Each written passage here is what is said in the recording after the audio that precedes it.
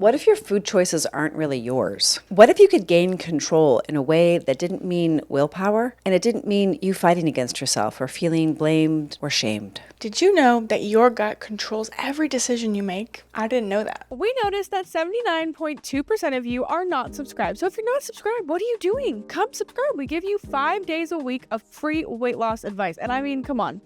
It's a pretty cool vibe over here. So I'd love it if you'd come join. We really appreciate all of your support. So please don't forget to subscribe. We asked a gut microbiome specialist who was on our podcast earlier this year this very question, and she smiled at us because it's like the chicken or the egg, which one comes first? And she chose not to give us an answer. I don't know if it's couldn't, but anyway, I'm rambling. What I thought was so amazing was that you guys can actually control your gut microbiome in some way. Now, what do I mean by that? I mean that what you consume controls how your gut microbiome controls you, which is quite interesting. So your gut microbiome lives in your belly. And there's bacteria inside of your gut microbiome, and that is your large intestine. It's an organ that lives in your stomach. It actually takes up a lot of space, believe it or not. And your gut bacteria are sending signals to your brain through this thing called the vagus nerve. The vagus nerve goes from the gut microbiome, the large intestine, all the way up into the brain. It is an incredible process, and it is so deep in terms of understanding the architecture of hunger. These messages, when you eat healthy food, the messages that your gut microbiome sends to your brain is more serotonin. And we know that a large part of your serotonin is made in your large intestine.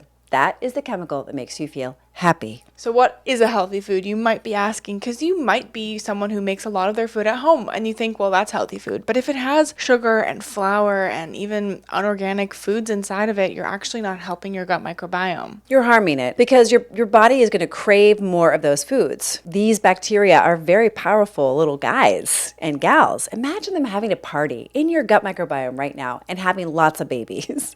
And they want their food when they're hungry. They're very demanding. So if you keep giving them all that flour and sugar and junk food and ultra-processed foods, well, you're going to help them to grow and party even more. But if you decide to feed them high protein, good quality fats, and really, really good and a variety of fiber, you're going to be setting yourself up for success. Your brain, your gut, your immunity, your aging process, your skin, I mean, you name it. And that's why our whole program is designed around healing from the inside out, because you stop fighting yourself. You stop fighting the cravings. You stop relying on willpower because, in fact, everything changes. Your taste buds revolutionize. Your brain fog starts to clear. You're sleeping more deeply and your hormones reset. And this is what we're seeing over and over and over again. Not only with us, I've lost over 100 pounds, but with our clients who are losing weight every single day of the week. So when you can't resist something, it's not a lack of willpower. In fact, it's just these microbes that are just out of control, and you can take the control back. So one simple thing you can do next time you want to have sugar or you crave sugar is, number one, you can join our sugar detox, but number two, you can also make all of your favorite treats at home using no sugar, no flour. Use allulose or monk fruit instead. I'm giving you guys a big golden ticket there. In our Amazon